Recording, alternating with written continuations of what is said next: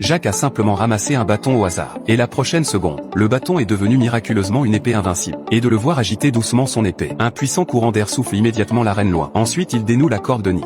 Donner l'épée à Nick. Il espère que Nick tiendra sa promesse d'ouvrir les portes de l'espace-temps pour le renvoyer dans le monde réel. Cependant ce qu'il ne s'attend pas, c'est que Nick, après avoir examiné attentivement l'épée, la donne au roi qui est devant lui. Il s'avère que son but n'était pas cette épée du début à la fin, mais l'émeraude de l'éternel vie que le roi tenait dans sa main. Mais ce que Nick Wan ne s'attendait pas, c'est que le roi lui a donné une émeraude fausse. Le vrai bijou immortel reste entre les mains de la reine. Juste à ce moment-là, soudain un crapaud prend une forme humaine et se jette sur le roi. Jacques a saisi l'occasion et s'est défendu. Après avoir renversé les soldats, il ramasse rapidement l'épée au sol. À ce moment-là, la situation a été inversée instantanément. La victoire et la défaite sont entre les mains de Jacques. En regardant l'air terrifié du roi et de la reine, Jacques ne prend pas d'autres mesures. Au lieu de cela, il dessine un cercle dans l'air avec son épée. Ouverture réussie du portail temporel. Ensuite, sous le regard incrédule de ses coéquipiers, il saute à l'intérieur sans hésiter. Bien qu'il soit revenu avec succès dans le monde réel, mais le sentiment de culpabilité d'abandonner ses coéquipiers le torture sans relâche son esprit. Il hésite longtemps et finalement décide de faire face à son cœur. Il aurait voulu revenir au monde fantastique comme la dernière fois, mais non seulement il n'y parvient pas, pris par la police pour un comportement bizarre. Juste au moment où il ne sait pas quoi faire, il voit le sorcier qu'il a rencontré au début. Peut vouloir que l'autre partie ouvre le portail.